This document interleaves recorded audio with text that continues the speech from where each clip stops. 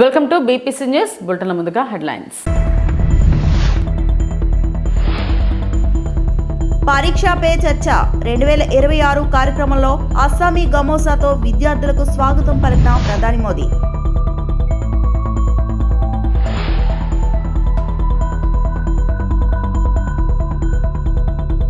ఎమ్మిగనూరులో మీ భూమి మీ హక్కు కార్యక్రమం సీఎం చంద్రబాబు.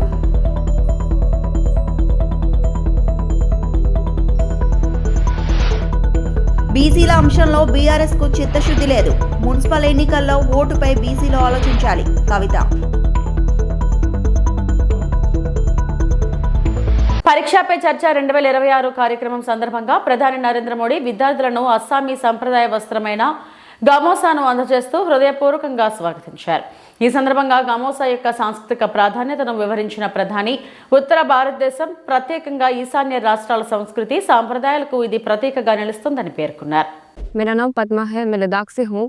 तो मेरा ये प्रश्न है कि हमारे उम्र के बच्चे को बड़े सपने देखना चाहिए और उन्हें पूरा करने की शुरुआत कहाँ से करना चाहिए सर? सपने न देखना वो तो क्राइम है। सपने देखने ही चाहिए, लेकिन सपनों को गुनगुनाते रहना ये कभी काम नहीं आता है। और इसलिए जीवन में कर्म को प्रधान देना चाहिए। मैं जहां हूं वहां मुझे सफल होना है, तभी मैं आगे जाऊंगा। मैं देखता रहूं और मुझे अगर पेड़ पे चढ़ना ही है तो आम देखता रहूं तो आम नहीं पकड़ता। अब जैसे मान लीजिए हमारा मन कर गया कि मुझे एस्ट्रोनॉट होना है और मुझे चंद्रमा पे जाना है, तो फिर मुझे पढ़ना चाहिए कि पहले एस्ट्रोनॉट कौन हुए, उनकी बायोग्राफी क्या थी, ये स्पेस होता क्या है।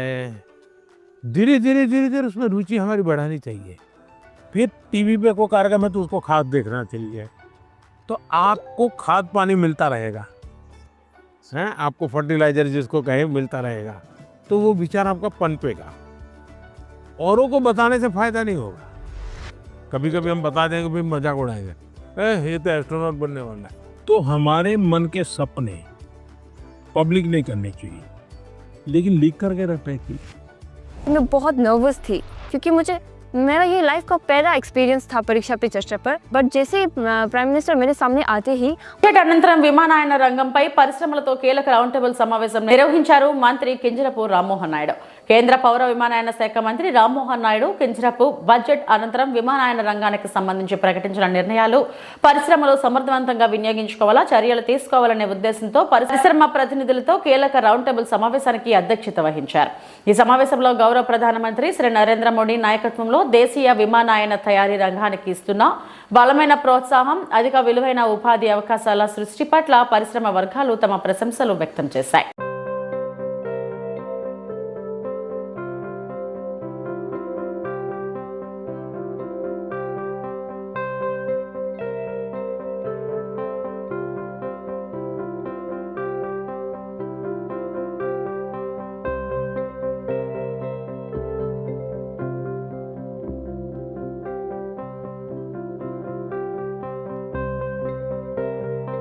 ఎమ్మిగనూరు నియోజకవర్గం కలుగట్లలో మీ భూమి మీ హక్కు కార్యక్రమంలో పాల్గొన్న ముఖ్యమంత్రి.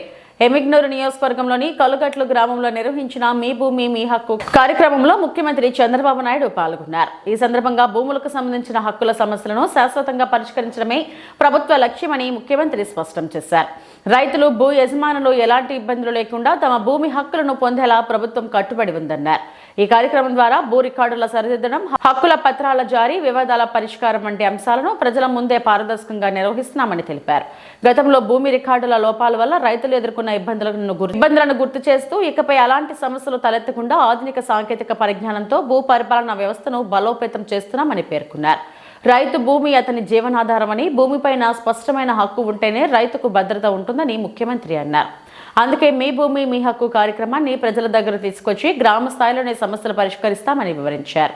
ఈ కార్యక్రమంలో స్థానిక ప్రజాప్రతినిధులు, అధికారులు, రైతులు పెద్ద సంఖ్యలో పాల్గొన్నారు. ఒక రైతు తన బిడ్డల్ని ఎంత ప్రేమిస్తాడో భూమిని అంతే ప్రేమిస్తాడు.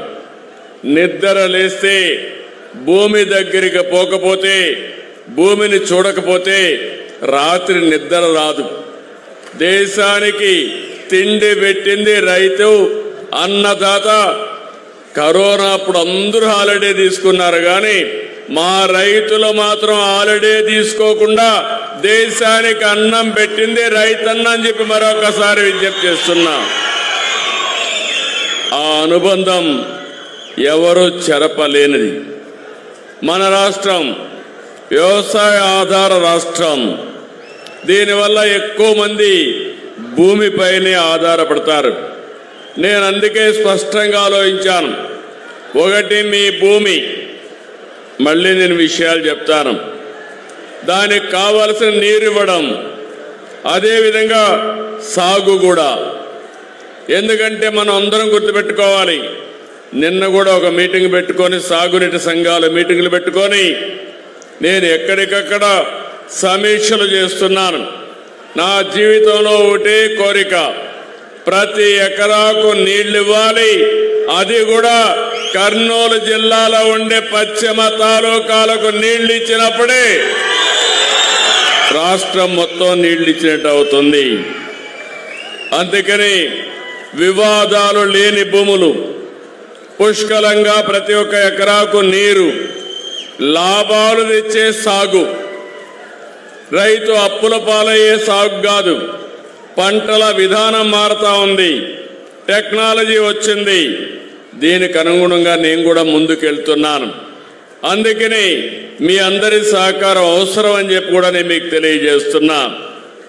మీరే చూశారు, ఎన్నికల ముందు ఒక మాట చెప్పాం, మళ్ళీ రాష్ట్రాన్ని పునర్నిర్మాణం చేయాలి. అందుకే కూటమి కట్టాం. నేను, పవన్ కళ్యాణ్ గారు, బీజేపీ నరేంద్ర మోడీ గారు నాయకత్వంలో అందరం కలిసి ఒక కూటమి కట్టాం. ఆ రోజు ఒక మాట చెప్పాను, మీకు అందరికి గుర్తుండాలి, సంక్షేమ కార్యక్రమాలు. బీసీల అంశంలో బీఆర్ఎస్ పార్టీ ఏనాడో చిత్తశుద్ధితో వ్యవహరించలేదని తెలంగాణ జాగృతి అధ్యక్షురాలు మాజీ ఎమ్మెల్సీ కవిత ఆరోపించారు. మున్సిపల్ ఎన్నికల్లో ఆ పార్టీకి ఓటు వేయాలో వద్దో బీసీలు ఆలోచించుకోవాలన్నారు. హైదరాబాద్లో మీడియాతో కవిత మాట్లాడారు. పెద్ద నాయకులు బీఆర్ఎస్ పార్టీని గాలికి వదిలేశారా అని ప్రశ్నించారు. తమ రాజకీయ పార్టీ ఆవిర్భావానికి మంచి ముహూర్తం కోసం చూస్తున్నామని, ఏర్పాటు ప్రక్రియ 3 నెలల్లో పూర్తయ్యే అవకాశం ఉందని ఈ సందర్భంగా కవిత తెలిపారు. ప్రధానంగా భారత రాష్ట్ర సమితికి సంబంధించి ఇవాళ జరుగుతున్నటువంటి మున్సిపల్ ఎన్నికల్లో బుట్టంగారి మాధవరెడ్డి అనేటటువంటి వ్యక్తికి బీఆర్ఎస్ పార్టీ టికెట్ ఇవ్వడాన్ని తెలంగాణ జాగృతి చాలా తీవ్రంగా ఖండిస్తూ ఉన్నది. బీసీల కోసం 42% ఏదైతే సాధించాలి రిజర్వేషన్లు రాజకీయంగా, విద్యాపరంగా అనేటటువంటి అంశాల మీద, ఉద్యోగాలలో అనే అంశాల మీద తెలంగాణ జాగృతి గత 2.5 సంవత్సరాలుగా మడమతిప్పని పోరాటాలు చేస్తున్న విషయం ప్రజలందరికీ తెలిసిందే. ఈ పోరాటాలు చేస్తున్నటువంటి నేపథ్యంలో మరి అసెంబ్లీలో బిల్లు పెట్టించడంలో కానీ, ఆర్డినెన్స్ విషయంలో వెనకబడి ప్రభుత్వాన్ని రైల్ రోకో చేస్తామనేటటువంటి అంశాలను కూడా తీసుకొని ముందుకు వెళ్ళడంలో తెలంగాణ జాగృతి అన్ని బీసీ సంఘాలతో కలిసి పోరాటం చేసిన విషయం ప్రజలందరికీ తెలిసిందే. మరి మేమందరం కూడా కలిసి చేసినటువంటి పోరాటాల ఫలితంగా 42% బిల్లులు పెట్టి, ఆ తర్వాత ప్రభుత్వం ఒక గవర్నమెంట్ ఆర్డర్ కూడా తీసుకొని రావడం జరిగింది. ఆ జీవోను ఆపడంలో కీలకమైనటువంటి పాత్ర పోషించింది 2 పిటిషనర్లు. అందులో బుట్టంగారి మాధవరెడ్డి అనేటటువంటి వ్యక్తి ఒకరు. మరి ఆ పిటిషనర్ని ఇవాళ బీఆర్ఎస్ పార్టీ బాజాప్తా టికెట్ ఇవ్వడము మున్సిపల్ ఎన్నికలలో అంటే బీఆర్ఎస్ పార్టీ మరి ఆ కేసు వేయించిందా, లేకపోతే బీఆర్ఎస్ పార్టీ బీసీలకు వ్యతిరేకమా, లేకపోతే బీఆర్ఎస్ పార్టీ 42% బీసీలకు రిజర్వేషన్ ఇవ్వడాన్ని కంప్లీట్గా వ్యతిరేకిస్తుందా అన్న విషయం మాత్రం ఆ పార్టీ స్పష్టం చేయాల్సిందిగా తెలంగాణ జాగృతి నుండి మేము డిమాండ్ చేస్తూ ఉన్నాం. ఎప్పుడైతే ఈ కేసు పడ్డదో ఆనాడే మేము చెప్పినాం, హరీష్ రావు గారికి సంబంధించినటువంటి మనుషులు, హరీష్ రావు గారికి సంబంధించినటువంటి పర్సనల్ లాయరు ఢిల్లీ వేదికగా ఈ యొక్క పిటిషన్ వేయించడం జరిగింది. ఆ 2 పిటిషనర్లు కూడా డైరెక్ట్గా హరీష్ రావు గారితో అనేక సందర్భాల్లో మరి కలిసి కనిపించినటువంటి వ్యక్తులను కూడా మేము చెప్పడం జరిగింది. అదేవిధంగా హరీష్ రావు గారి పర్సనల్ లాయర్ ఏదైతే ఉన్నారో ఈ పిటిషన్ వేయడంలో చాలా కీలకంగా వ్యవహరించారనేటటువంటి అంశాన్ని కూడా మీ అందరి ద్వారా ప్రజలకు తెలియజేస్తూ ఉన్నాం. ఆనాడు కేవలం ఒక్క హరీష్ రావు గారే దీని వెనుక ఉన్నారని నేను అనుకున్నా. కానీ ఆనాడు మేము చేసిన ఆరోపణలు యావత్తు బీఆర్ఎస్ పార్టీ ఈ కుట్ర వెనుక ఉంది అని రుజువు చేస్తూ ఇవాళ బుట్టంగారి మాధవరెడ్డి అనే వ్యక్తికి టికెట్ ఇచ్చారని నేను భావిస్తూ ఉన్నా. మొన్న కేటీఆర్ గారు ఎవరికైనా ఓటేయాలంటే మరీ ఇటువంటి వ్యక్తిని తీసుకొచ్చి ఓటేయమంటారని నేను అనుకోలే. ఎందుకంటే ఇవాళ బీసీ బిడ్డలు తెలంగాణ సమాజంలో 56% మంది ఉన్నారు. వాళ్ళ నోటికాడి బుక్కను గుంజుకున్నటువంటి పిటిషనర్ను పట్టుకొచ్చి ఓటు వీళ్ళకి వేయండి అని బీఆర్ఎస్ పార్టీకి చెప్తే మరి ఓటు వేయాలన్నా బీఆర్ఎస్ పార్టీకి వద్దా ఆలోచించుకోవాల్సిందిగా యావత్తు తెలంగాణ బీసీ సమాజాన్ని కూడా నేను కోరుతా ఉన్నాను. ఇది ఎటువంటి రాజకీయం? మీరు కనీసం బీసీల కోసం ఒక మీటింగ్ పెట్టలే. ఎప్పుడు ఎట్లా పెట్టారు? బీఆర్ఎస్ పార్టీ నుండి డైరెక్ట్గా నాయకత్వం ఎప్పుడు మాట్లాడలే. బీసీ ప్రజాప్రతినిధుల ఫోరం పేరిట మీటింగ్ పెట్టారు. ఆ తర్వాత ఒక్కసారి తెలంగాణ భవన్లో మీటింగ్ పెట్టారు. మొదలు జనగణన అన్నప్పుడు అసలు జనగణనకు పార్టిసిపేట్ చేయొద్దని చెప్పారు, కన్ఫ్యూజ్ చేసిరు. అదంతా అయిపోయినాక రెండోసారి జనగణన చేయాలని చెప్పారు. ఎక్కడా కూడా చిత్తశుద్ధితో బీసీ మీటింగ్లు బీసీల అంశంలో బీఆర్ఎస్ పార్టీ సపోర్ట్ చేయలే. అందరం గోల చేస్తే యావత్ సమాజం రోడ్ల మీదకి వస్తే మేము పెడతాం బీసీ మీటింగ్లు అని చెప్పారు. కానీ అవెన్నడూ కూడా మరి కార్యరూపం దాల్చలేదు. అంటే సమాజంలో సగం మంది పట్ల మీ వైఖరి ఏంటి, మీ చిత్తశుద్ధి ఏందన్నది ఇవాళ తెలుస్తుంది. కాబట్టి మరి ఆ ప్రజలను ఆలోచించవలసిందిగా నేను కోరుతా ఉన్నా. ఒక పక్క బీఆర్ఎస్ పార్టీ ఇట్లా ఉంటే ఇంకొక పక్క కాంగ్రెస్ పార్టీ నవ్విపోతురుగాక నాకేటి సిగ్గు అన్నట్టు ఇవాళ మా నిజామాబాద్ ఎన్నికలకు అనంతపురం జిల్లా యాడికి మండల కేంద్రంలో శుక్రవారం నూతనంగా ఏర్పాటు చేసిన రాజ్యాంగ నిర్మాత డాక్టర్ బిఆర్ అంబేద్కర్ విగ్రహాన్ని ఎమ్మెల్యే జేసీ అస్మిత్ రెడ్డి ఘనంగా ఆవిష్కరించారు. ఈ సందర్భంగా ఎమ్మెల్యే మాట్లాడుతూ దళిత సంఘం నాయకులు ఐక్యమత్యంగా ఉండి డాక్టర్ బిఆర్ అంబేద్కర్ విగ్రహాన్ని ఏర్పాటు చేయడం ఎంతో సంతోషంగా ఉందని, ఇన్ని రోజులకు దళితుల కళ నెరవేరడంతో వారు చాలా ఆనందంగా సంతోషంగా ఉన్నారన్నారు. దళితులందరూ ఎల్లప్పుడూ ఐక్యమత్యంగా ఉండి అంబేద్కర్ విగ్రహాన్ని కాపాడుకోవాల్సిన బాధ్యత కూడా మీదేనని ఎమ్మెల్యే జేసీ అస్మిత్ రెడ్డి అన్నారు.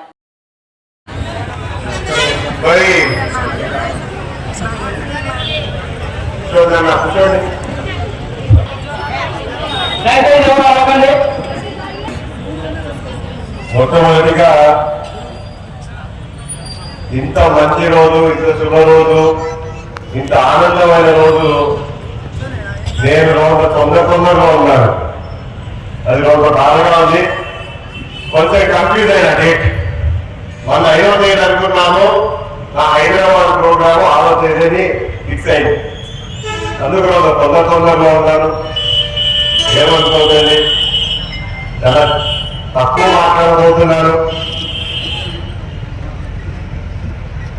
మీరందరూ నా దగ్గరికి వచ్చారు స్టాచ్యూ పెడదాము అని చెప్పేసి.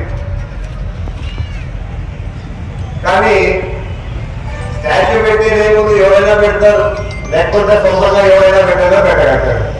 రూపాయలు కూడబెట్టుకున్న అవసరం లేదు.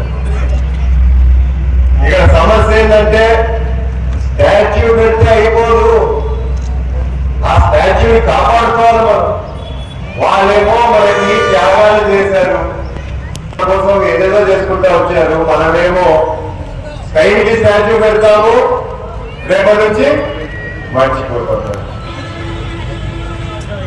ఒక్కరి వల్ల క్లీనింగ్ చేద్దామని ఏ రోజున అనుకుంటారా మీరు? నేనైతే ఒకటే అనుకున్నా. ఫస్ట్ అయితే నా దగ్గర ఏం చెప్తా, నేను విగ్రహం పెట్టేదానికి లేదని చెప్పి వెళ్ళిపోయాను. పర్మిషన్ ఇవ్వలేదు, నేను వద్దన్నా. ఎందుకంటే అందరూ విగ్రహాలు పెడుతున్నారు, వెళ్ళిపోయాను. కానీ ఒకటి మాత్రం అనిపించింది నాకు, ఖచ్చితంగా ఎవరికైనా ఒక ఛాన్స్ అనేది ఇవ్వాలి కదా మనము. అందుకోసం అని చెప్పి ఖచ్చితంగా మీరందరూ ఆ విగ్రహాన్ని కాపాడుకుంటారు, చూసుకుంటారు. మనకి ధైర్యం ఇచ్చిన వాళ్ళకి మనం ఉన్నాము ఇక్కడ, మీరు చేసిన త్యాగాలు ఏది వృధా కాలేదని చెప్పి మీరందరూ కాపాడుకుంటారని చెప్పి ఈ సభాముఖం మీ అందరినీ కోరుకుంటున్నాను. దయచేసి ఖచ్చితంగా మీరందరూ ఆ స్టాచ్యూని శుభ్రం చేయడము, కేవలం జయంతి రోజు లేకపోతే ఇంకో రోజు చేయడం కాకుండా మీరు వారం వారము నెలకొకసారి ఖచ్చితంగా దయచేసి క్లీన్ చేస్తారని చెప్పి మీ అందరినీ కోరుకుంటున్నాను. రైట్, థ్యాంక్ యూ, ధన్యవాదాలు. మీరందరూ బాగా ఎంజాయ్ చేయాలా, బాగుండండి అందరూ. రైట్, సెలవు తీసుకుంటా. నేను అన్నట్టుగా నాకు ప్రోగ్రాం ఉంది. అదేవిధంగా నేను లేకపోయినా కూడా మన పెద్దలు కేసీ ప్రభాకర్ రెడ్డి గారు కొంతసేపులో వేదికను చేరుకుంటారు. సో ఖచ్చితంగా ఆయన మీతో టైం స్పెండ్ చేస్తున్నారు. Right, thank you so much. Tirumala శ్రీవారిపై భక్తి విశ్వాసాలు సన్నగిల్లకుండా భక్తుల మనోభావాలు దెబ్బతినకుండా పనిచేస్తానని సీఎంఓ ముఖ్య కార్యదర్శి ముతాడ రవిచంద్ర అన్నారు. టీటీడీ ఈవోగా ఆయన బాధ్యతలు స్వీకరించారు. అనంతరం సతీ సమేతంగా శ్రీవారిని దర్శించుకున్నారు. దర్శనం అనంతరం రంగనాయకుల మండపంలో రవిచంద్ర దంపతులకు పండితులు ఆశీర్వచనం అందజేశారు. అదనపు ఈవో వెంకయ్య చౌదరి స్వామివారి తీర్థ ప్రసాదాలను అందజేశారు. భక్తులకు సేవ చేసే అవకాశం ఇచ్చిన రాష్ట్ర ప్రభుత్వానికి సీఎం చంద్రబాబుకు రవిచంద్ర కృతజ్ఞతలు తెలిపారు. ఒక భక్తుడిగా తోటి భక్తులకి సేవ చేసే భాగ్యం కలిగింది. వారి సేవ ద్వారా దేవుడి సేవ చేసే భాగ్యం కలిగింది. ఆ అవకాశం ఇచ్చిన ఆంధ్రప్రదేశ్ ప్రభుత్వానికి, గౌరవ ముఖ్యమంత్రి గారికి ధన్యవాదాలు. అందరి నమ్మకాలని నిలబెడతానని, భక్తుల యొక్క నమ్మకాలని, ప్రభుత్వం యొక్క నమ్మకాన్ని ఆ దేవుడు ఇచ్చిన శక్తితో నిర్వర్తించగలనని మనస్ఫూర్తిగా కోరుకుంటున్నాను. అందరికీ కలుపుకుంటూ చాలామంది నా ముందు చేసిన వాళ్ళు ఉన్నారు, చాలా అనుభవం పొంది ఉన్నారు. వాళ్ళందరి సలహాలు సూచనలు తీసుకుంటూ ఇక్కడ చాలామంది ఎన్నో సంవత్సరాల నుంచి ఉన్న వాళ్ళు ఉన్నారు, ఎన్నో సంవత్సరాల నుంచి పనిచేస్తున్న వాళ్ళు ఉన్నారు. అందరి సలహాలు సూచనలు తీసుకొని ఒక టీంలా, ఒక బోర్డు యొక్క సలహాలు సూచనలు చైర్మన్ గారితో, బోర్డు మెంబర్స్ తోటి, అందరితో సమన్వయంతో చక్కగా భక్తులు యొక్క మంచి మాత్రమే ప్రధానంగా పెట్టుకుంటూ చేయగలనని ఆశపడుతున్నాను. అలా చేయటానికి ఆ దేవుడు ఆశీర్వదిస్తాడని మనస్ఫూర్తిగా కోరుకుంటున్నాను.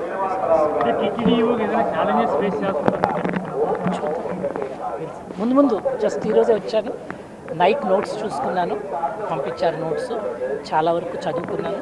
మీటింగ్కి వెళ్ళాక చూసినాక ముందే ఒక భావంతో కాకుండా ఉన్నది ఉన్నట్టు చూసి ఏం చేయాలో ఆలోచించాను. అంటే రాష్ట్ర వ్యాప్తంగా ఈ విషయం సెన్సిటివ్ ఇష్యూగా మారిపోయిన పరిస్థితుల్లో ఈ యోగా ఏ రకమైన మళ్ళీ దేవుడి మీద భక్తి విశ్వాసాలు ఏ విధంగా కూడా సన్నగిల్లకుండా అందరి భక్తుల యొక్క మనోభావాలు నిలబడే విధంగా ట్రై చేస్తాను. తిరుమల శ్రీవారిని సినీ నటి మీనాక్షి చౌదరి దర్శించుకున్నారు. శుక్రవారం వేకువజామున శ్రీవారి అభిషేక సేవలో ఆమె పాల్గొన్నారు. దర్శనం అనంతరం మీనాక్షికి రంగనాయకుల మండపంలో పండితులు ఆశీర్వచనం చేసి స్వామివారి తీర్థ ప్రసాదాలను అందజేశారు.